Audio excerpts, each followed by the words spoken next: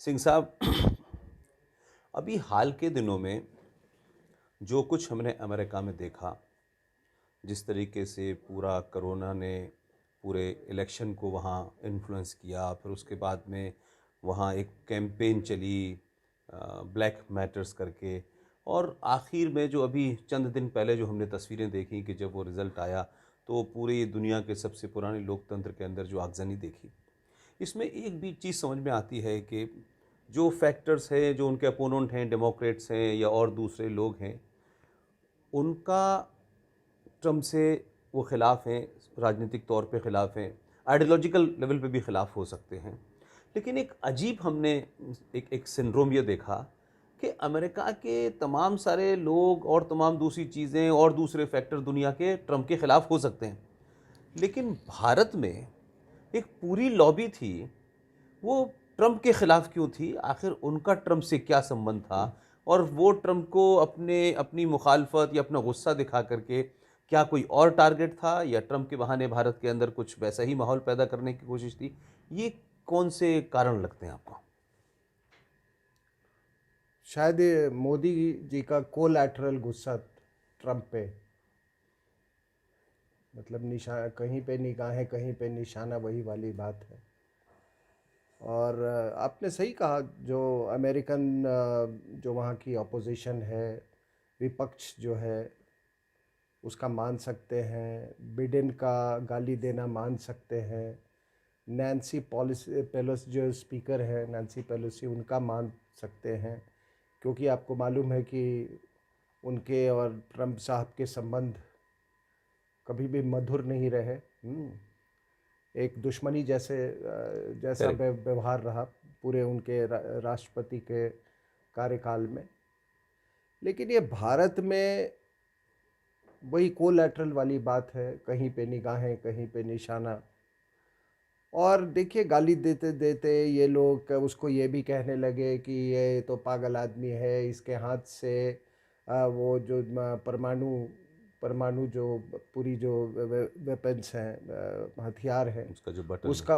उसका नियंत्रण इनके हाथ से ले लेना चाहिए, इत्यादि इत्यादि बातें। लेकिन जरा मैं लोगों को याद दिला दूं, और ये ऐसे सेलेक्टिव तौर पे यादाश्त खोना भी अच्छी बात नहीं है। हम्म। वो ऐसे सेलेक्टिव तौर पे यादाश्त खोएंगे तो कहीं वाकई में अपना यादाश्त ना खो बैठे हम्म लोग। हम्म हम्म हम्म तो आप थोड़ा इसके पहले का वो जो ब्लैक्स ऑल्सो मैटर का जो प्रोटेस्ट हुआ था, उस ओर ध्यान लगाए। मैं भारत में बैठा हुआ एक आम भारतीय, जो भी वहाँ उस समय वहाँ जो घटनाएं देख रहा था ब्लैक्स ऑल्सो मैटर के तहत, किस तरीके से जो वहाँ का प्रजातंत्र का सबसे बड़ा, जो कांग्रेस के बाद कहें अगर कोई सिंबल है प्रजातंत्र का, वो है व्हाइट हाउस, उसको सीज में किया गया। वहां के लोग जो बैठे हुए थे, आपको मालूम है कुछ लोग अंडरग्राउंड बंकर्स में चले गए थे, वहां पे खतरा इतना बढ़ गया इतना था। बढ़ गया था, दैट्स राइट। और वो भी लोग ना भूलें कि ट्रंप साहब को बाइबल ले अपने हाथ में लेके बाहर आना पड़ा था। और यहाँ तक कि मैं बात कहूँ कि आ, पहली बार मुझे लगता है कि किसी राष्ट्रपति ने ये सुझाव दिया कि अगर ज़रूरत पड़े तो हम मिलिट्री को भी डिप्लॉय कर सकते हैं। तो हालात इतने बड़े बिगड़ गए थे।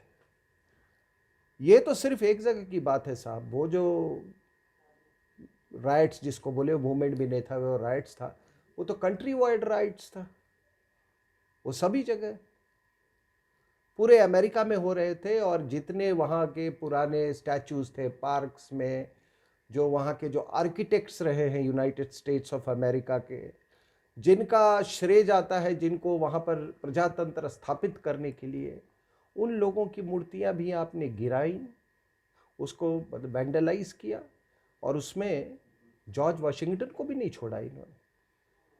तो आपको लगता है कि जॉर्ज वॉशिंगटन की मूर्ति को गिराने वाले लोग वहाँ के आर्कि और दूसरी जो मूर्तियाँ थी, जो अमेरिका की पहचान हैं, जो अमेरिका के दुनिया के सबसे पुराने लोकतंत्र की गवाही देती हैं, ये कहीं ऐसा तो नहीं है कि ओवर द टाइम अमेरिका के अंदर वो फोर्सेस आईं जो अमेरिका का सत्ता व्यवस्था, वहाँ का सिस्टम, वहाँ की नॉलेज लेना चाहते हैं, लेकिन कहीं उनके दिमाग में उस मुल्क को अपनी एक विचारधारा से चलाने की कहीं सोच है, जिसके लिए उन्होंने ये सब किया। तो जो अमेरिकन ओरिजिनल है वो तो नहीं वाशिंगटन की वो मूर्ति तोड़ेगा, क्या आपको लगता है ऐसा है? देखिए,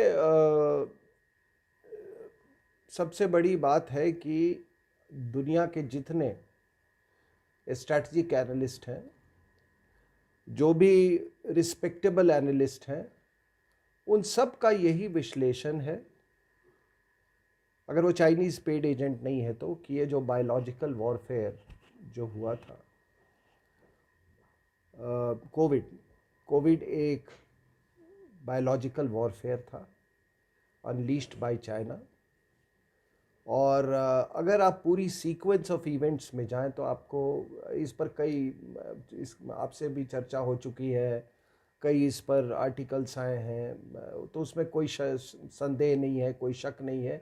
पूरा यूरोपियन वर्ल्ड इसकी पुष्टि करता है। यूनाइटेड स्टेट्स ऑफ अमेरिका, अगर आप ये भी समझते हैं कि अगर उनके इनमिकल रिलेशंस हैं, वो उनके आपस में उनकी दुश्मनी है, तो वो ऐसा कह रहे हैं, लेकिन बाकी दुनिया और हमारे यहाँ भारत में भी जो भी एक जिम्मेदार एक विश्लेषक है, वो यही बात आपको कहेगा, इस बात की पुष्टि करेगा कि ये कोविड जो है ये एक बायोलॉजिकल वॉरफेयर था।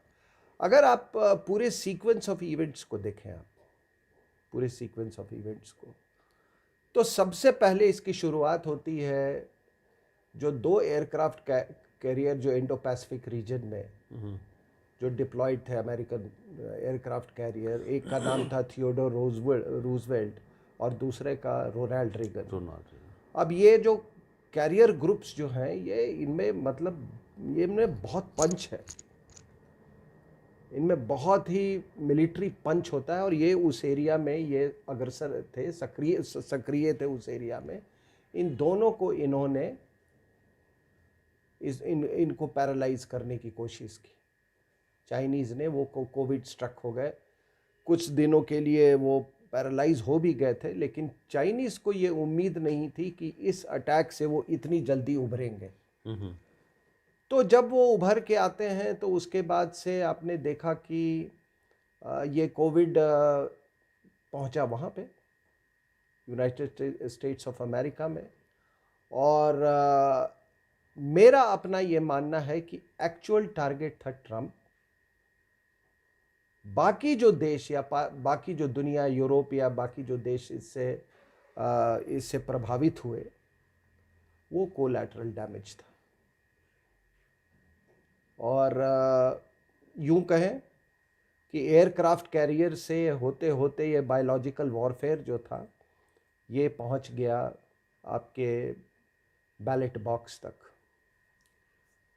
पुष्पेंद्र जी, आप इस बात को नहीं नकार सकते हैं कि कोविड के कारण वोटिंग के जो तरीके थे उसमें अभूतपूर्व बदलाव लाए गए। अमेरिका के इतिहास में इतने बड़े पैमाने पर कभी भी पोस्टल बैलेट का इस्तेमाल नहीं हुआ था। आशंका थी, तो इस किस्म की शक शुबा तो ट्रंप लगातार कर ही रहे थे। जी जी जी, वो पहले से कह रहे थे, वो पहले से कह रहे थे। लेकिन उस समय आप देखिए, ये पूरा जो वहाँ का मीडिया था, और आपको मालूम है कि जो अमेरिकन मीडिया है अभी चाइनीज़ ने, वो पूरा कंट्रोल है चाइनीज़ का वहाँ पे। और अमेरिकन मीडिया ने तो उनको वो तो उनके जो चांसेस थे ओपिनियन पोल्स में, उनके चांसेस का तो वो मजाक उड़ा रहे थे। वो कह रहे थे, वो तो ऐसे दर्शा रहे थे कि जैसे कोई फाइट ही नहीं है, ये बिल्कुल एक तरफा ये चुनाव है। आप कोई किसी भी वॉशिंगटन पोस्ट ले लीजिए, न्यूयॉर्क टाइम्स ले लीजिए, वो इस तरह का वो ओपिनियन पोल दिखा रहे थे, लेकिन रिजल्ट तो कुछ और हुआ।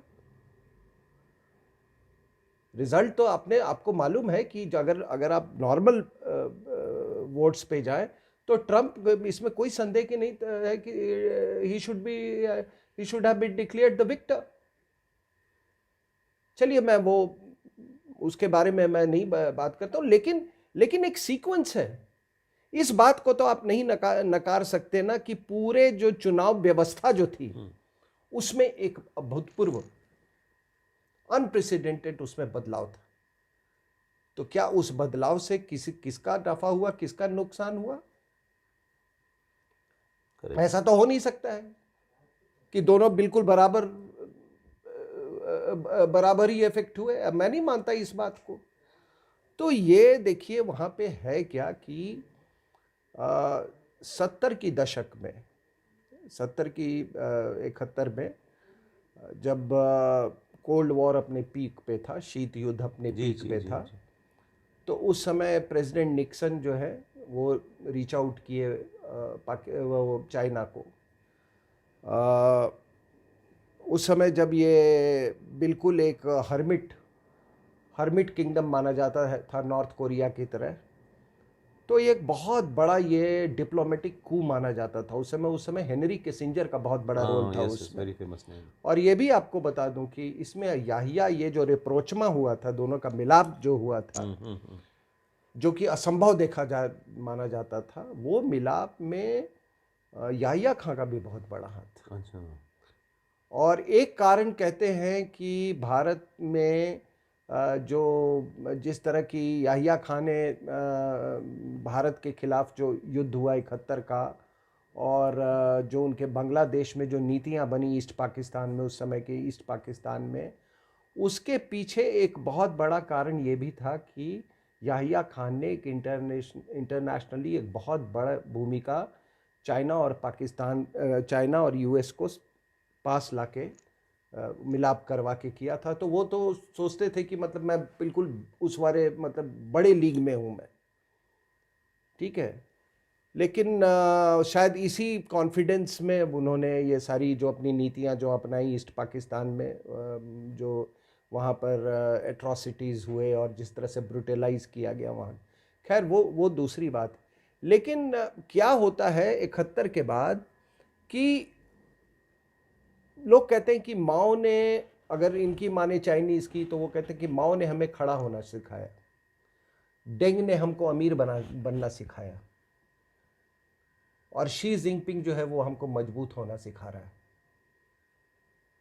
ठीक है ना? ये संक्षिप्त में आपको इतिहास बता रहा हूँ चाइना की।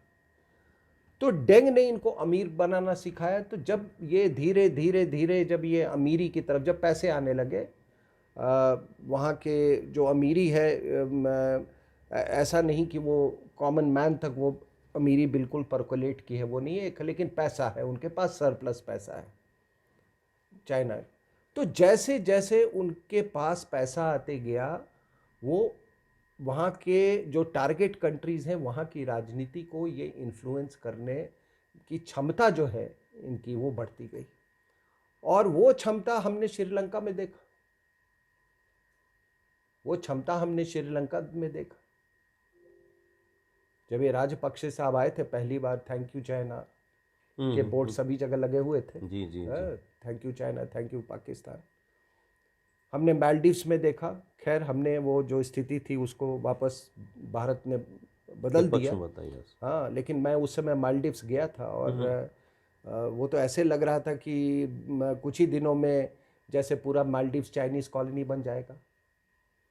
फिर हमने बांग्लादेश में देखा, उन्होंने बहुत कोशिश की, वो अभी भी कोशिश कर रहे हैं कि उनको वहाँ पे किसी बड़े पोर्ट में, वो चाहे वो चिटागोंग हो या सोनादिया हो, वहाँ पर उनको फुटहोल्ड मिले। तो इस तरीके से ये जो रेजीम चेंज, नेपाल में आपने देखा उन्होंने किस तरह से रेजीम चेंज करवाया। ये तो मैंने तो जो किताब लिखी है नेपाल पे, the making of Nepal, unmaking of 2010 में मैंने लिखा था, और मैंने कहा था कि आप देखना कि ये दोनों पार्टियां, ये चाइना परस्त पार्टियां हैं, दोनों एक दूसरे रूट से जा रही हैं ये, और ये मिल जाएंगी जाके। और वही हुआ वहाँ पे। और अभी भी आप दखल अंदाजी देख रहे हैं, उनकी जो महिला जो एम्बेसडर हैं, उनका क्या रोल रहा है। अभी उनके vice minister of foreign affairs, international affairs आए हुए थे कि डूबती हुई सरकार को किस तरह से मतलब बचाया जा सके।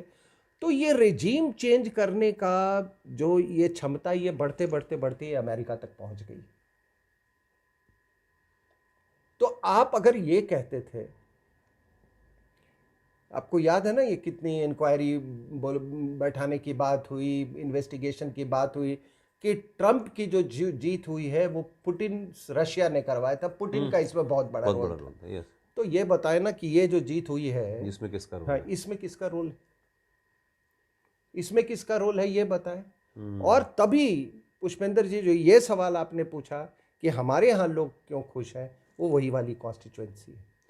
लेकिन सिंह साहब, इसमें एक जो मैं हिंदुस्तान के पॉइंट से जानना चाहता हूँ कि आप जो ये कह रहे हैं कि पूरा एक डिज़ाइन करके एक वायरस क्रिएट किया गया और आपने फैलाया, लेकिन उस सबके टारगेट में अमेरिका था। और पहले तो मिलिट्री पावर्स के बीच में झगड़ा होता था, लेकिन अब इकोनॉमिक पावर बनने के लिए है। ऐसे में अगर हम इस पूरी बात को देखें तो जो अमेरिका में हो रहा है वो करीब करीब भारत में हो रहा है। भारत के अंदर भी 70 सालों के बाद एक ऐसा शख्स आया जिसने कहा इंडिया फर्स्ट। अमेरिका में भी लगातार ये होगा India US first policy, America first policy. तो अगर हमारे पड़ोस में बैठा हुआ एक ऐसा जिसे कह सकते हैं कि मुल्क जो लगातार, जिसके यहाँ कोई डेमोक्रेसी नहीं है, वहाँ आजीवन प्रेसिडेंट बना दिए जाते हैं, वहाँ लोगों के लिए आंसरेबिलिटी नहीं है, वहाँ कोई आंदोलन नहीं कर सकता, भारत के अंदर जो स्थितियाँ बन रही हैं, हम ये मानते हैं कि जो आपकी बात है कि इस बायोलॉजिकल वेपन से आपने पूरे अमेरिका के इलेक्शन को, गलत सही अब ये दुनिया बाद में डिस्कस करती रहे, लेकिन वहाँ ट्रंप हट गए। भारत उससे ज़्यादा आसान लगता है, क्योंकि भारत में तो पहले ही चाइना के आने से पहले या चाइना के ताकतवर होने से पहले ही यहाँ भारत विरोधी ताकतें एक बड़े उसमें हैं।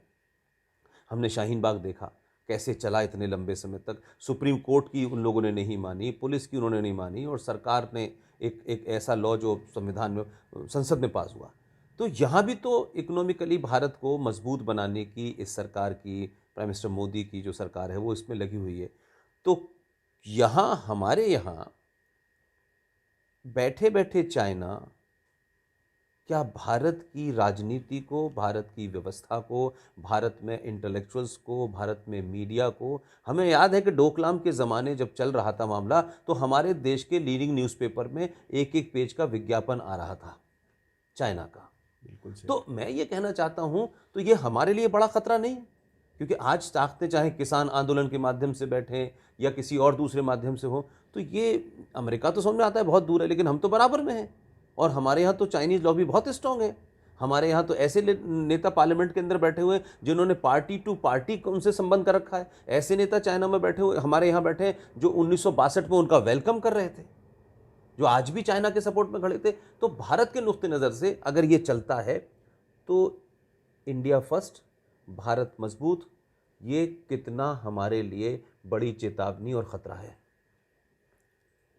देखिए, पहली बात, अगर ट्रंप साहब ने अमेरिका फर्स्ट का नारा दिया, क्या गलत था नहीं, उसमें? उसमें कोई बुराई नहीं, वो अपने मुल्क का ही नारा देंगे।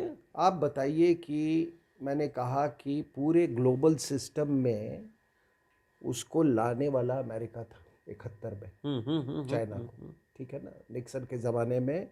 It was ushered into the global system through the aegis of America,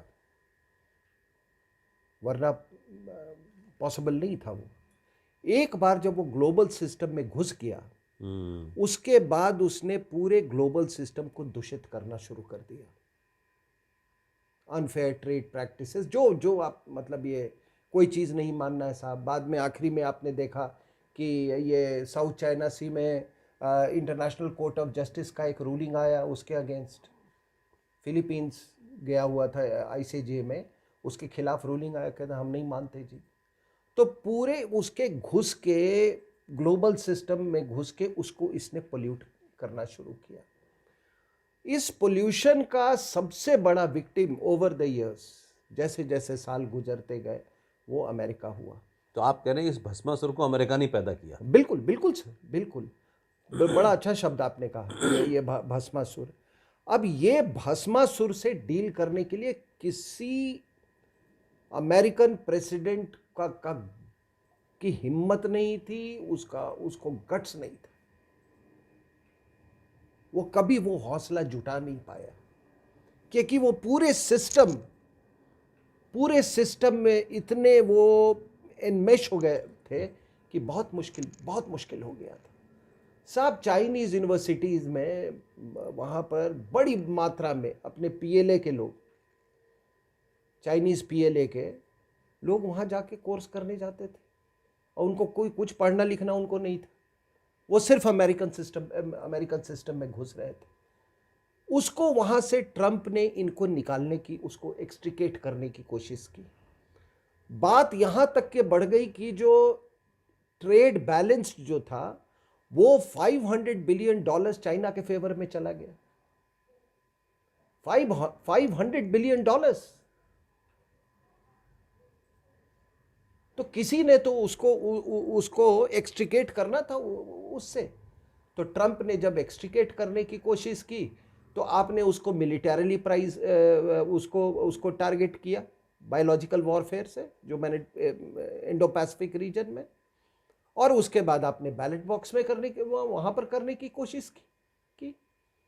और जब कोलैटरल डैमेज की बात करते हैं तो ये समझ जाइए कि भारत भी, जो मैंने कहा, वो कोलैटरल डैमेज का ही एक हिस्सा था। भारत पर उन्होंने कोविड को कोलैटरल तरीके से आया, और साथ साथ वो लद्दाख में जो एग्रेसिव पोस्चर था वो भी इसीलिए किया गया। लद्दाख में इसलिए किया गया कि ताकि आपको डराया जा सके कि आप कृपया ये Indo Pacific, US sponsored Indo Pacific strategy का हिस्सा ना बने। उसके लिए ये करवाया गया। मैं शुरू से इस बात। दूसरा क्या है कि ये भारत ही एक ऐसा देश है जिसको चाइना समझता है कि ये हमारा कॉम्पिटिटर है इस रीजन में, एशियन रीजन में मुख्य कॉम्पिटिटर। क्योंकि हम सबसे ज़्यादा, अगर हमने किसी ने ये बेल्ट रोड इनिशिएटिव के खिलाफ आवाज़ उठाई है, उसको हमने नकारने की बात अगर हो तो वो भारत नहीं की है। उसको वो चीज़ बहुत नागवार गुजरा है ये चाइना के ऊपर में। क्योंकि अगर भारत का ये रवैया रहा तो चाइना नेपाल कॉरिडोर में, इकोनॉमिक कॉरिडोर में दिक्कत होगी, चाइना पाकिस्तान इकोनॉमिक कॉरिडोर में दिक्कत होगी, चाइना म्यांमार इकोनॉमिक कॉरिडोर में उसको दिक्कत हो गई। और जो हम इसीलिए जो सड़क बना रहे थे, जो सड़क का हम निर्माण कर रहे थे, ये आपके दरबुक से ये डीबीओ तक का, उसको यही लग रहा था कि यहाँ तक सड़क पहुँच जाएगी तो चाइना पाकिस्तान इकोनॉमिक कॉरिडोर पर ये बड़ा बुरा असर डालेगा। लेकिन मोदी साहब जब कुछ ठान लेते हैं तो वो छोड़ते नहीं हैं। वो सड़क जो है उसका कंस्ट्रक्शन जो है वो जारी रहा। अब जब मैं आपको कह रहा था कि उनकी क्षमता हो गई थी ये पैसे के कारण और अपने वर्चस्व के कारण और अपने एग्रेसिव पोस्चर के कारण कि वो रेजीम चेंज कर सकें, यानी कि सरकारें बदल सकें वो, तो कहीं कहीं पे वो सफल हुए। मैंने आपको उदाहरण दिया भी। उसी सिलसिले में आपका जो ये पीएम एस्पिरेंट, जो ये क्या राहुल गांधी, ये उसी सिलसिले में चोरी छुपके डोकलाम क्राइसिस में ये चाइनीज एम्बेसी में जा रहा था ये, क्योंकि इनको कहीं ये कहा। अब ये 2008 में एमओयू साइन किए थे, उसके बारे में तो अभी पता चला, अभी हमको पता ही नहीं था। तो माताजी भी मिली थी, और वो आपने वो तस्वीरें देखी होंगी। जी जी। वो तस्वीरें तो पब्लिक डोमेन में छुपे तरीके से आई हैं, इन्होंने तो कोई उसको रिलीज किया नहीं है। तो ये माँ बेटे ने चाइना से मिलके, इन्होंने यही इनकी उम्मीद थी कि हम चाइना से मिल जाएंगे तो वो रेजीम चेंज करवा देगा और उसके मदद से हम प्रधानमंत्री बन सकते हैं, हमारी सरकार बन सकती है। अब हर बात को, अब ट्रंप वाली बात को मैं कहूँ बायोलॉजिकल वॉरफेयर, तो आप भी तो बड़ा कन्वीनियंट है कहना, हाँ, ये कॉन्स्पिरेसी थ्योरी ये है, कंस्पिरेसी थ्योरी है, बड़ा ये टू कन्वीनियंट, यस, कन्वीनियंट है, ठीक है ना। लोग आसानी से खारिज एक कर देते कांग्रेस का नेता literally he was cot with his pants down, हैं। उसको भी आप कॉन्स्पिरेसी, वो तो हमने अपनी आंखों से देखा ना, यस यस यस। उसको भी आप कॉन्स्पिरेसी थ्योरी बता देंगे। एक एक नेता की पत्नी की दिन दहाड़े मर्डर हो जाती है, सबको मालूम है क्या क्या हकीकत है, हम कुछ बोलते हैं तो आप कहेंगे कि वो कॉन्स्पिरेसी थ्योरी है। तो अगर ये नालायक अगर उस समय इसकी वो छुपे तरीके से डोकलाम क्राइसिस के दौरान जाने वाली तस्वीरें अगर नहीं निकलती, तो अगर कोई ये इल्ज़ाम लगाता तो ये कहते कि आप तो कोई ये कॉन्स्पिरेसी थ्योरी है। उसको कहा जाता कि तुम्हारी माता ने भी एमओयू साइन किया है जाके वहां पे, तो कहते कि वो भी कॉन्स्पिरेसी थ्योरी है। और अब जब तस्वीरें आ गई हैं पब्लिक डोमेन में, तो मुझे तो हैरानी है कि आखिर इस उसमें है, उसके कंटेंट्स क्या हैं, वो एमओयू के, वो तो कम से कम भारत की जनता को बताया जाना चाहिए। सिंह साहब, इस पे आप विस्तार से कई बार मैंने देखा टेलीविजन डिबेट पे भी बोलते रहे हैं। मेरा सवाल ये है कि भारत की सबसे पुरानी पॉलिटिकल पार्टी इस मामलात में सीधे तौर पे शामिल है। अब उसमें कुछ बचा नहीं, 2008 में उन्होंने क्या किया, डोकलाम में क्या किया, राजीव गांधी फाउंडेशन को कैसे, ट्रस्ट को में से पैसा मिला, वो सारी चीज़ ठीक है। लेकिन भारत की सरकार, अमेरिका ने वो डील नहीं कर पाया और चाइना ने वहाँ सरकार पलट दी। भारत के अंदर तो उससे भी सस्ते में लोग बिकने के लिए तैयार हैं। मेरा जो कंसर्न है, मैं ये जानना चाहता हूँ कि अभी उत्तर प्रदेश का चुनाव होना है और जिस तरीके से चाइना का कश्मीर में रोल है, कश्मीर के अंदर चाइना अपनी भूमिका निभा रहा है, और आप कश्मीर के अंदर वहाँ कई बार ये हुआ कि बिना, China is a biggest factor also, और क्या वजह है कि वही पार्टी या वही दोनों ख़ानदान, फारूक अब्दुल्ला और राहुल गांधी जो हैं, एक तरफ एक समझौता करता है, ट्रस्ट में पैसे लेता है, और वही उनका रिश्ते का भाई फारूक अब्दुल्ला जो है वो कहता है हम चाइना की मदद से 370 हटाएंगे। सो मेरा कहना है कि आपके यहाँ तो रेडीमेड लोग मौजूद हैं, और अभी 4 साल आपका नेशनल इलेक्शन होना है, यूपी में इलेक्शन होना है, तो ये ताकतें जो भारत में नेशनलिस्ट फोर्सेस जो इमर्ज कर रही हैं, उनको नुकसान पहुंचाना, उनको खिलाफ डैमेज करना, इसके लिए भारत की सरकार को क्या सलाह या भारत राष्ट्र को क्या सलाह देना चाहते हैं? क्योंकि नरेंद्र मोदी ने तो साफ साफ कहा कि भाई लोकल फर्स्ट, इंडिया फर्स्ट। तो क्या इकोनॉमिक इस वॉर में भारत चाइना के लिए बहुत एक आसान हो सकता है कि यहाँ सारी गड़बड़ी कराए, यहाँ के जो सरकारें हैं, खासतौर से नेशनलिस्ट फोर्सेस हैं, उनको डैमेज करे? क्योंकि यहाँ तो एक बड़ा, जिसे कह सकते हैं, जिहादियों का और नक्सलों का और माओइस्टों का एक ज़बरदस्त गठजोड़ है।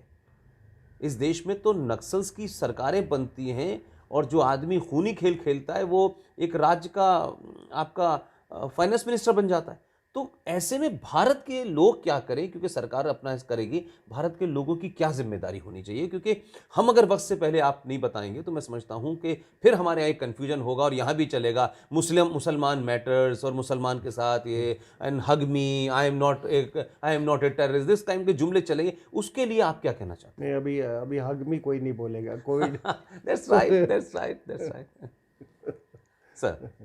नहीं, मैं कह रहा था कि देखिए, ये जब आपने बात की कश्मीर के बारे में, तो मैं हमेशा वो नईम अख्तर का जो उनका एजुकेशन इंटरव्यू, मिनिस्टर, हाँ, एब्सोल्युटली, पीडब्ल्यूडी ही मिनिस्टर था वो, accepted publicly, yes, China is the उसने कहा फैक्टर, कि नहीं, is the main factor, yes, main factor, yes yes. और बाकी भी आप देखोगे कि जितने, जैसे फारूक अब्दुल्ला का तो इन्होंने अपने हवाला दिया, तो ये या तो पाकिस्तान की दुहाई देते हैं, और या नहीं तो ये चीन से डराने का आपको काम करते हैं, जितने ये लीडर्स हैं। तो आपने वो देखा कि उन्होंने कहा कि भाई चीन ये करेगा, चीन वो करेगा, और जहाँ तक पाकिस्तान का सवाल है, उसमें तो फारूक अब्दुल्ला ने यहाँ तक कह दिया था कि पीओके तुम्हारे बाप का है। पता नहीं उनके बाप का, नहीं, वो अपने बाप के भी हैं कि नहीं, ये पता नहीं है। ये तो उन्होंने ये भी कहा था। लेकिन देखिए मुख्य मुख्य बात क्या है, बुनियादी बात क्या है? बुनियादी बात है पुष्पेंद्र जी की, और मैं जितने हमारे फौजी भाई हैं, जो हमारे सिक्योरिटी प्लानर्स हैं, स्ट्रैटेजिक थिंकर्स हैं, जियोपॉलिटिकल एनालिस्ट्स हैं, उनसे मेरी गुजारिश है कि वो इस बात पे थोड़ा गौर फरमाएं कि जब आप भारत में थ्रेट परसेप्शन की बात करते हैं तो थ्रेट परसेप्शन किससे है और कौन सी फिनोमिनन से है? आपको थ्रेट पाकिस्तान और चाइना से नहीं है, क्योंकि चाइनीज जो ट्रूप्स हैं या चाइनीज की मिलिट्री जो है वो तो तिब्बत में बैठी हुई है, तो तिब्बत से आपको कोई थ्रेट तो हो नहीं सकता है। पाकिस्तान से आपको इसलिए खतरा है क्योंकि वो एक जिहादी कंट्री है। तो आप पाकिस्तान दी टेरिटरी और चाइना दी टेरिटरी के साथ युद्ध जैसी स्थिति नहीं बनी हुई है। आप युद्ध कर रहे हैं जिहादिज्म से और कम्युनिज्म से। समझ रहे हैं आप मेरी बात? जिहादिज्म से या कम्युनिज्म से। क्या 47-48 वॉर में जिहादिज्म मुख्य कंपोनेंट नहीं था? एब्सोल्युटली था, बिल्कुल था। क्या 65 वॉर में मुख्य कंपोनेंट नहीं था? क्या 71 वॉर में नहीं था? और उसके बाद से जो पिछले 3 दशक से जो ये प्रॉक्सी वॉर चल रही है, क्या आप पाकिस्तान दी टेरिटरी से आप लड़ रहे हैं? नहीं, आप पाक sponsored जिहादिज्म, not terrorism. Not terrorism. Terrorism तो जिहादिज्म में इनहेरेंट है, वो तो 1400 साल से है। वो तो इस्लाम का हिस्सा है। हाँ, ये मत बोलिए कि ये पाक sponsored terrorism. No, no. It is पाक स्पॉन्सर्ड जिहादिज्म, और उसमें टेररिज्म इनहेरेंट है। आप उससे लड़ रहे हैं। मैंने हमेशा कहा है कि पाकिस्तान के लिए कोई नहीं लड़ता है, वो केवल इस्लाम के लिए लड़ता है। That's right. वहाँ की फौज भी इस बात को जानती है, और वही उसकी मजबूरी है कि वो बिना मौलाना मसूद अजहर, हफीज सईद, जैश मोहम्मद, लश्कर तोयबा, हिजबुल मुजाहिदीन, उसके बिना उसका काम चल ही नहीं सकता है उसका। तो ये इस चीज को कृपया लोग समझ लें। वरना आप बताइए कि अगर चाइनीज नहीं बैठे होते, अगर ऑक्यूपाई नहीं किया होता तिब्बत में, तो आपको तिब्बत से तो कोई प्रॉब्लम था नहीं। तिब्बत में तो हमारी आस्था ही वहीं से शुरू होती है। आपकी आस्था वहीं से शुरू होती है। कैलाश मानसरोवर, जो आपका ब्रह्मपुत्र, जो सबसे बड़ा सबसे बड़ा ये है वहाँ। Yes, right right. हमारी आस्था वहां से शुरू हुई है। आपको ये मैं लोगों को बता दूं कि जब अंग्रेज आए, जब ईस्ट इंडिया कंपनी में कुछ ऑफिशियल्स आए, और उसमें कई लोग जो थे बड़े उनको क्यूरियोसिटी थी यहाँ के इतिहास के बारे में, क्योंकि मुसलमानों ने तो सब कुछ दबा दिया था, पर ख़त्म ही कुछ हमारी धरोहर बच गई थी कि जो कि जंगलों में लुप्त हो गई थी। फिर उसको उन्होंने, जैसे कि अजंता एलोरा और ये आपके खजुराहो वगैरह, ये निकाला उन्होंने, तो सब कुछ खत्म हो चुका था। इन लोगों ने जब बहुत रुचि ली आर्कियोलॉजिकल सोसाइटी ऑफ इंडिया, और जब वो रिकंस्ट्रक्ट करने लगे भारत के इतिहास को, तो बड़े बड़े गैप्स आ जाते थे। ये भी नहीं मालूम था कि अशोक कहाँ का रहने वाला था। वो जो अशोकन पिलर्स हैं वो भी डिसाइफर नहीं हुए थे तब तक। तो जब यहाँ के हिस्ट्री को रिकंस्ट्रक्ट किया जाता था, जो तब टिबेटन सोर्सेज जो हैं वो सबसे लाभदायक सिद्ध हुए थे। बुद्धिस्ट सोर्सेज, टिबेटन सोर्सेज और श्रीलंकन सोर्सेज। तो हमारा तो हमको तो तिब्बत तो हमारा मतलब, हम क्या कहें, वो हमारी स्पिरिचुअल भूमि है, तो हमको तिब्बत से क्या वो हो सकता है। ये दलाई लामा, आदरणीय दलाई लामा यहाँ पे है इतने सालों से, 28 27 28 कोई उनके कैंप से टिबेटन्स के, आज तक आपने कभी कुछ ऐसी उल्टी सीधी बात आपने कभी सुनी है भारत की तरफ से? वो क्यों? वो इसलिए कि कहीं ना कहीं at some level they identify themselves with Hindu India. That's right, that's right. ठीक है, तो आप जिहादिज्म और कम्युनिज्म से लड़ रहे हैं, तो अगर आपका एक्सटर्नल जो काइनेटिक आपका जो कांटेक्ट है, यानी काइनेटिक कांटेक्ट का artillery, tanks, air, space, nuclear maritime resources, ये सारी चीजें जो है दोनों बॉर्डर पे, वो जो काइनेटिक ये है, you are actually that kinetic capability is meant to fight jihadism against Pakistan and communism against India.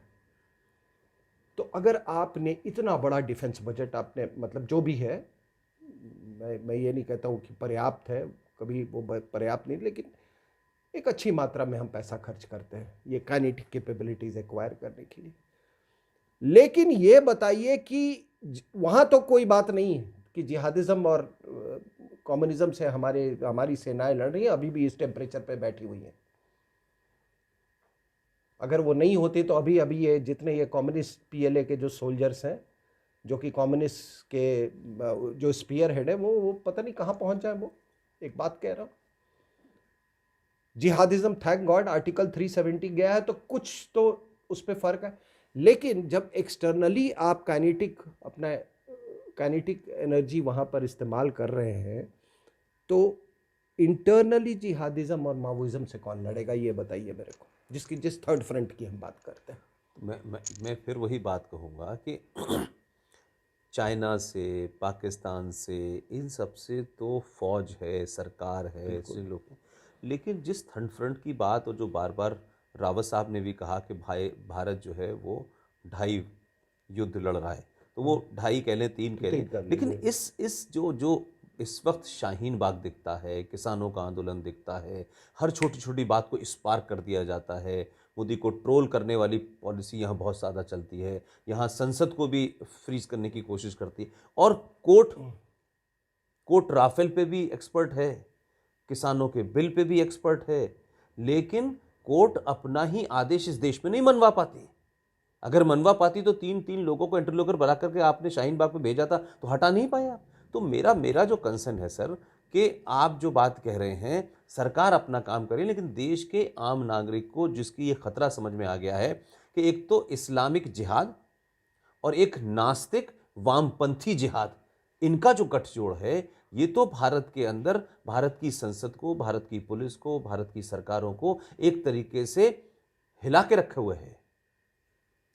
तो ये उस आम नागरिक को क्या करना चाहिए? आम नागरिक को ये समझना चाहिए कि जब आप चाइना पाकिस्तान इकोनॉमिक कॉरिडोर की बात करते हैं, या बेल्ट रोड इनिशिएटिव जो पाकिस्तान से होकर गुजर रही है, BRI या CPEC, जब उसकी बात करते हैं, तो आप केवल वो टेरिटोरियल इम्ब्रेस या वो स्ट्रेटेजिक पार्टनरशिप की बात नहीं करते हैं। एब्सोल्युटली। अगर दोनों का टेरिटोरियल इम्ब्रेस हुआ है, स्ट्रेटेजिक पार्टनरशिप हुआ है, तो जिहादिज्म और माओइज्म का भी गठजोड़ हुआ है। आप समझ रहे हैं?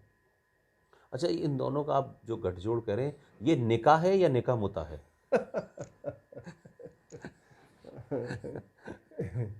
अब ये इस गठजोड़ में आप देखें तो उसका उदाहरण आपने सबसे पहले देखा, आपने JNU में देखा। साहब यूं ही मत समझ लीजिए कि चंद छात्र वहां खड़े हो गए और भारत तेरे टुकड़े होंगे इंशाअल्लाह। उन्होंने जानबूझ के ये नारा दिया, वो उसी जिहादिज्म और कम्युनिज्म, यानी कि जो चाइनीज और पाकिस्तान फ्रंटियर है, it had travelled all the way into JNU। वहां तो आप उम्मीद करते हैं कि आपके जवान जिहादिज्म से लड़ते हुए और कम्युनिज्म से लड़ते हुए अपनी जान देंगे। अभी -50 डिग्री सेंटीग्रेड में वहाँ पे डिप्लॉयड रहेंगे, लेकिन ये JNU में जो ये चाइना और पाकिस्तान का जो जिहाद माओइज्म है उसके खिलाफ कौन लड़ेगा? आपने कुछ नहीं किया। आप यहाँ कहते हो कि नहीं नहीं, ये तो ये फ्रीडम ऑफ स्पीच है, ये तो ये डेमोक्रेसी का हिस्सा है। तो अगर यही डेमोक्रेसी का हिस्सा का अगर लॉजिक लेके हमारे जवान चले तो कहां आपका देश होगा? इसका कभी आपने वो सोचा है? आपने वहां पर रोका नहीं इनको। इसका क्या मतलब है साहब? केस चल रहे हैं, रोज बहस हो रहे हैं, उस पे ये हो रहा है, वकील अपना दलील दिए जा रहे हैं, जज साहब जज साहिबा उसको पोस्टपोन किए जा रहे हैं। वो क्या है, वो उमर खालिद जो है वो हीरो की तरह जा रहा है, कोर्ट में आ रहा है, कोर्ट में अब अंदर गया है। और क्योंकि आपने उसको नहीं रोका इसीलिए शाहीन बाग हुआ। और शाहीन बाग में ये तमाम जो पाकिस्तान स्पॉन्सर्ड जिहादिज्म, उसकी कई, ये popular front of India, popular ये जी, मुस्लिम और लीग और चाइना स्पॉन्सर्ड कम्युनिज्म, ये पूरा का पूरा ये तत्व यहाँ पे इकट्ठा था। ये पूरा का पूरा तत्व वहाँ पे इकट्ठा था। इसके खिलाफ कौन लड़ेगा? मैं वही बात कर रहा हूँ सर, कि मुझे याद है कि without any support, without any concern, मैं और आप दोनों बेगूसराय गए थे। वहाँ कौन जीतना था हमारा शायद मतलब नहीं था, लेकिन आपने मिलके उस आदमी को जो भारत तेरे टुकड़े कर रहे हैं उसको सबने टिकट दिया। उसमें मुसलमान भी साथ थे, उसमें जिहादी भी साथ थे, उसमें लेफ्टिस्ट भी साथ थे, उसमें और पार्टियों का भी आदान प्रदान था। तो आपने हरा दिया उसको, वो हार गया। लेकिन क्या ये ताकतें दोबारा दूसरी ताकत से बाहर नहीं आएंगी? क्या मुझे बताइए कि खालिद उमर के सिलसिले में दुनिया के 200 लोगों ने सिग्नेचर किए। सर एक बात मैं आपको बता रहा हूँ, देखिए दुनिया में हर कंट्री की अपना जियोपॉलिटिकल इन्वायरमेंट है। बात मानेंगे आप इसकी? आपका एक जियोपॉलिटिकल इन्वायरमेंट था। वो जियोपॉलिटिकल इन्वायरमेंट जब विशिएट हुआ तो मैं जैसा कहता हूं कि मजहब भारी पड़ा और मुल्क के दो टुकड़े हो गए। ठीक है ना? एक जियोपॉलिटिकल इन्वायरमेंट था। वेस्ट एशिया में शेखडोम्स हैं, शिया सुन्नी राइवलरी है, इजराइल एक बड़ा फैक्टर है, वो एक जियोपॉलिटिकल इन्वायरमेंट है। उसी तरीके से यूरोप का एक अपना जियोपॉलिटिकल इन्वायरमेंट है, ब्रिटेन का अपना एक जियोपॉलिटिकल इन्वायरमेंट है। अब ये पता नहीं, आप चाहे आप ये साउथ ईस्ट एशियन कंट्रीज का ले लें, आप तमाम सिंगापुर, मलेशिया, ये जितने कंट्री, उनके अलग जियोपॉलिटिकल इन्वायरमेंट है। ये कौन सी आप फ्रीडम ऑफ स्पीच की आप बात कर रहे हो? किस कंट्री वाला? आप मुझे बताएं ना,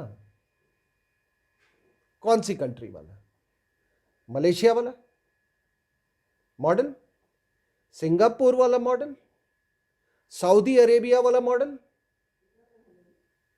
कहां का मॉडल बताइए आप? रशिया वाला मॉडल, चाइना वाला मॉडल, टाइवान स्क्वायर, सबने को पता है। ये क्या लोग हमारे यहां ये एक अलग डिस्कोर्स चला सके साहब? आप बैठे हुए हैं यहां के कोर्ट्स में और आप दुहाई दे रहे हैं ब्रिटेन का, जो कि खुद ही मतलब वो तो खुद चाइना का बायोलॉजिकल वॉरफेयर का शिकार बन चुका है। ये जो सेकंड जो आया ना, ये जो सेकंड अटैक आया है कोविड का, ये जान लीजिए ये सिर्फ इसलिए चाइना ने अनलीश किया है क्योंकि ब्रिटेन ने अभी अपना वो एयरक्राफ्ट कैरियर क्वीन एलिजाबेथ, वहाँ HMS एलिजाबेथ वहाँ पे डिप्लॉय किया था, अब किया है अभी। वो ठीक सिर्फ उसी के लिए ये है। लेकिन आप देखें ना कि इसी कारण से वहाँ के प्राइम मिनिस्टर की विजिट भारत की कैंसिल हो बिल्कुल गई। बिल्कुल बिल्कुल बिल्कुल। क्योंकि देखिए मैं इतने उस पे मैं गहराई में मैं नहीं जाना चाहता कि क्या भी सिचुएशन है वो इंडो पैसिफिक रीजन में या चाइना के ईस्टर्न कोस्ट पे, लेकिन चाइनीज़ की तो उनकी दम निकल रही है वहाँ पे। तेवर आप देखिए, ताइवान के तेवर जापान के तेवर साउथ कोरिया, तो उसने उसने ये बायोलॉजिकल वॉरफेयर अनलीश किया। लेकिन हमारे यहाँ जो लोग ये इनको ये समझ, क्या सॉरी, ये मुंह से एक गंदा वर्ड निकल रहा था, ग्रेट ब्रिटेन नहीं, ब्रिटेन, क्या करूं, हम भी नहीं नहीं ये आए ना, शिक्षा व्यवस्था के हम भी करेक्ट, शिकार हाँ वो शिकार तो हो गए हैं। ब्रिटेन की आप दुहाई देते हैं फ्रीडम ऑफ स्पीच की। क्या ब्रिटेन को ट्रांसफर ऑफ पावर हुआ था? क्या हमने उनको ट्रांसफर ऑफ पावर किया था कि ना उन्होंने किया था? क्या ब्रिटेन हमारा गुलाम था? और आप सडनली 47 के बाद आप फ्रीडम ऑफ स्पीच और वो जैसे जैसे ब्रिटेन और फ्रांस से अपने आप को कंपेयर करते हैं। आप कंपेयर करते हैं उनसे, और आपके जो नेबर्स जो हैं, आपका जो जियो पॉलिटिकल इन्वायरमेंट है वो डिटरमिन होता है पाकिस्तान, अफगानिस्तान, चाइना है, चाइना, श्रीलंका, मालदीव्स, म्यांमार, उससे गवर्न होता है। नहीं, वहां तो मुंह खोलते ही गर्दन काट देते हैं, तो वहां वो फ्रीडम वही स्पीच की वही बात। वही वही मैं कह रहा हूं। These are the people who are making the your third front weak. These are the people who are making third front weak. और माननीय जितने हमारे राजनेता हैं और जो हमारे न्यायपालिका है, उससे मैं पूछना चाहता हूं कि ये थर्ड फ्रंट की लड़ाई कौन लड़ेगा? -50 में जिहादिज्म फाइट कर रहा है लोग कश्मीर में, -50 में वहां भी कर रहा है, लद्दाख में। लेकिन ये हिंदुस्तान में जब आप अपने एयर कंडीशनड कमरों में बैठे हुए हैं, तो आपकी लड़ाई कौन लड़ेगा? मुझे ये बताइए आप। सर मुझे मैं थोड़ा सा आउट ऑफ कंटेक्स्ट बात है, लेकिन इसलिए कहना चाहता हूँ कि जो लोग यहाँ न्यायपालिका चलाते हैं, उनका जब मैंने अध्ययन किया तो मुझे पता चला कि किसी भी जज साहब की सैलरी इनकम टैक्स नहीं उन पर लागू होता, वो इनकम टैक्स नहीं देते। उनका एक क्लोजरियम बना हुआ है, भारत सरकार ने वो एक फंड देते हैं, वो कहते हैं साहब हमें सरकार फंड नहीं देती, हमारा तो अलग से फंड मिला हुआ है। उनके बैंक की कोई जानकारी लीक नहीं होती, उनके बैंक का कोई कहाँ से पैसा आएगा वो होते ही नहीं, ये बना हुआ है। अब आप मुझे बताइए, हर छोटी छोटी चीज पर इस देश में जब संसद ने कोई बिल पास कर दिया है, संसद is the supreme body of the Lok Sabha in democracy, how how how court come into the picture कि वो हर बात में आकर अड़ंगा लगाएगी और कहेगी कि साहब इस आंदोलन को ऐसा करिए वैसा करिए। ये मेरी समझ में नहीं आ रहा कि कभी कभी मुझे लगता है कि सत्ता के जो अंग हैं, डेमोक्रेसी के जो अंग हैं, वही आपके भारत के राष्ट्र के खिलाफ नजर आते हैं। क्या किसी को मतलब टेक्निकल तरीके से तय होगा कि तिब्बत से कैसे संबंध रखो, पाकिस्तान से कैसे संबंध रखो, एक टेररिस्ट पकड़ लिया जाता है तो भी हम उसके बारे में इतना, तो ये जो व्यवस्था के अंग हैं, यही मुझे कभी कभी लगता है कि राज सत्ता के लिए एक बाधा बनते हैं, एक सवाल खड़ा करते हैं। आप मुझे बताइए ना कि खुल्लम खुल्ला कहा जा रहा है हमने इंदिरा गांधी को ठोंक दिया, हम इसे भी ठोंक देंगे। आप कनाडा का आदमी आपके बारे में बोल रहा है, कोई बाहर से पैसा आ रहा है। तो मेरा कहने का सेंस है कि आज सरकार ने पूछा, जब कोर्ट में बहस हुई है तो कहा ना उन्होंने कि बाहर से फंडिंग हो रही है, तो आपके अटॉर्नी जनरल ने माना। लेकिन सवाल यह है कि कोर्ट ने फैसला तो ऐसा दिया ना। आप स्टेट को वीक करना चाहते हैं, आप राज सत्ता को वीक करना चाहते हैं, तो फिर आप ही राज सत्ता में बैठिए। आप काला कोट पहन करके राज सत्ता चलना चाहते हैं। पहली बात कि ये ठोकने वोकने वाली बात जो है ना, मैं फिर से कहता हूं, और जो लोग ये कह रहे हैं ठोकने का, अगर ये भारत है आपकी, आपको यहाँ इज्जत मिल रही है, आपसे मैं थोड़ी देर पहले बात कर रहा था, मैं यही बात कर रहा हूँ। मैं ये जो खालिस्तानीज और जो खालिस्तानी माइंडेड लोग जो हैं, मैं अपनी बातें मिन्स नहीं करता, उनको मैं कह रहा हूँ कि ये भारत है कि आपको इज्जत मिल रही है इतनी, क्योंकि आपको हम अपने समझते हैं, अपना भाई समझते हैं। और इज्जत का एक ये कारण है क्योंकि आप उसी ऐतिहासिक सनातन संस्कृति के आप प्रोडक्ट हो। दुनिया में आपको कोई इज्जत नहीं देगा। आप एक यूरोपियन से पूछिए जाके, जहां पर ये खालिस्तान के बहुत बड़े हीरो बने हुए हैं और काम मंत्री बने हुए हैं, और वो गंदा सा मंत्री अपनी गंदी सी शक्ल लेके यहां पे आया इस किसान आंदोलन में। वो वो गंदा सा मंत्री, वो गंदी सी शक्ल लेके यहां पे बैठा, इन लोगों ने बैठाया, शाहीन बाग के लोगों को बिठाया, शर्जी बिन इमाम की रिहाई की बात की। वो गंदा सा लॉयर, वो गंदा सा लॉयर, 1 रुपए उसको फाइन देनी थी, उस पर भी आपने उसका रवैया देखा, उसको आपने बिठाया।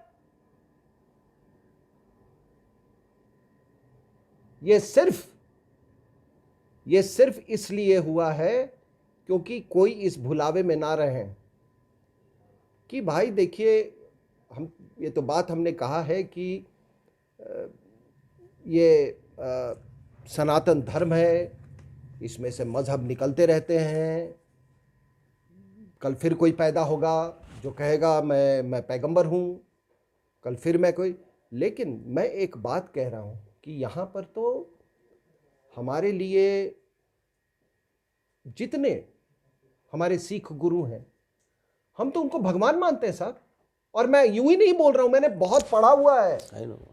मैंने आज तक पुष्पेंद्र जी, मैंने जो भी मैंने पढ़ा है, जो सिख स्क्रिप्चर्स हैं, गुरु ग्रंथ साहब से लेके और उसके जितने शब्द सुने हैं, मैं आपको कहता हूं कि मैं एक भी ऐसा श्लोक या एक भी वाणी मैंने ऐसी नहीं सुनी हो जो कि दिल को सुकून न पहुंचाया। लेकिन ये गुरुओं के भी भक्त नहीं है अपने, ये गुरुओं के नहीं हुए। अरे जो हिंदुस्तान का नहीं हुआ वो गुरु का क्या हो सकता होगा ये। हाँ, जिनका और हम तो फिर भी, हमारे लिए तो गुरु गोविंद सिंह साहब पूजनीय है, गुरु नानक जी महाराज पूजनीय है। अरे कनाडा का वो गंदा सा अंग्रेज, उससे जाके बोलो कि वो गुरु ग्रंथ साहब के बारे में क्या करता है। वो बोले what Guru Granth Sahib, who was गुरु गोविंद सिंह, और तुम हमको यहां पर धमकी दे रहे हो। हमको धमकी दे रहे हो। अगर आप भारत की संस्कृति नहीं जानते हो तो आप एक अच्छे सिख भी नहीं हो सकते हो। तो ये धमकी देना मैं ठोक दूंगा।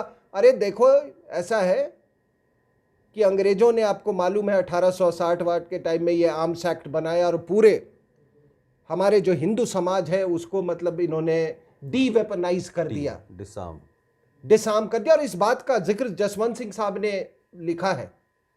वो कह रहे थे, एक बार मैं जा रहा था कहीं पे, तो उनकी उस समय वो राजनीति में बहुत तब तक सक्रिय हो चुके थे, तो उनकी कहते मेरी माता जी हमेशा हमसे पूछती, बेटा सब सामान रख लिया, हथियार रख लिया। ये जसवंत सिंह साहब ने ये लिखा है कि हथियार रख लिया, सारा सामान रख लिया। हमारे यहाँ डीवेपनाइज कर दिया गया। डिवाइड एंड रूल की उनकी चाल थी, आपने देखा यहाँ पे। तो इनको, चलो जो सिख मजहब के जो अनुयायी हैं उनको बोला गया भाई कि गुरुओं मतलब जो आखिरी गुरु हैं उनके आदेश अनुसार इतनी बड़ा तलवार और ये वो आपको ये अलाउड है। और हमारे यहाँ कुछ है कि 4 इंच से आप ज़्यादा वो नहीं ले सकते और वो नहीं रह सकते। तो तुमको अगर संविधान ने प्यार और मोहब्बत और इज्जत से कोई एक पवित्र काम के लिए दिया, उस और वो तलवार लेके तुम हमको डराते हो, उससे तुम अपवित्र काम कर रहे हो यार। और तुम क्या सोचते हो। एक और बात कह देता हूं, और ये बात हो चली जानी चाहिए कि इस आजाद भारत में जो रिपब्लिक डे है हमारा, ये सबसे पवित्र कार्यक्रम है। जितने कॉन्टिजेंट्स निकलते हैं, जितनी झांकियां होती हैं, वो मंदिर का दर्शन है। और अगर हमारे मंदिर को अगर छेड़ा, चाहे वो जिहादी हो, चाहे माओवादी हो या कोई हो, याद रखना जंग होगी, खून बहेगा। देखते हैं तुम्हारी क्या औकात है, तुम्हारे बाप की क्या औकात है कि तुम यहां पर तुम धमकी दे रहे हो कि हम परेड नहीं होने देंगे। तुम हो कौन जो इसके पहले वो मफलर वाला, हाँ, वो आजकल वो मफलर वाले ने किया था, अब ये हीरो बन रहे हैं यहाँ पे। वो भी उपवास रख रहा है। साहब मैं बिल्कुल कह रहा हूं कि अगर ये किसी ने इसको ये रोकने की कोशिश की, जो हमारा राष्ट्रीय पर्व है, जहां पे हम अपने देश की शक्ति को दिखाते हैं। नहीं, 26 जनवरी परेड तो और है ही। इसको अगर धमकी, अगर तुमने नुकसान पहुंचाने के लिए तो तलवार से तलवार लगा देंगे, फिर हम देखेंगे, कि हमारी तलवार कितने इंच की होती है। नहीं, धमकी दे रहे हो। इसमें तो एक और बात है कि परेड तो है ही, लेकिन 26 जनवरी 1950 को भारत का संविधान, तुम संविधान अरे को जाके तोड़ रहे करना है हो। तो जाके कनाडा का परेड वो करो ना, पता नहीं परेड करते भी है कि नहीं। जाके मैंने इनके ऑफिसर से कहीं मिला हूं कनाडा का, और उनकी भी शक्ति मैं जानता हूं। मेरे साथ कुछ ने कोर्स भी किया हुआ है। उनकी सबसे बड़ी उपलब्धि है यूएन मिशन। आज तक कनाडा ने अभी मॉडर्न उसमें कभी कोई जंग नहीं लड़ा है। और जो आईएसएफ था ना, ये नाटो वेटो, इनका कंट्रीब्यूशन रहता है 5 सोल्जर, 7 सोल्जर, ठीक है। उसमें भी एक मारा जाए तो इनके यहाँ मतलब 2 साल तक मातम होता है। तो जाके उनके लिए लड़ो ना। ये क्या हमारे यहाँ क्या तलवारबाजी करते हो? हम तो भाई तलवार नहीं, अगर तलवार से तलवार टकरा देंगे, जरूरत पड़े तो भाला भी निकाल लेंगे। लेकिन मतलब तुम ये भारत राष्ट्र को ये चैलेंज धमकी करने नहीं लगे, चलेगी। भारत राष्ट्र की आस्थाओं को, सरोकारों को आप चैलेंज करने लगे। This not can be acceptable sir.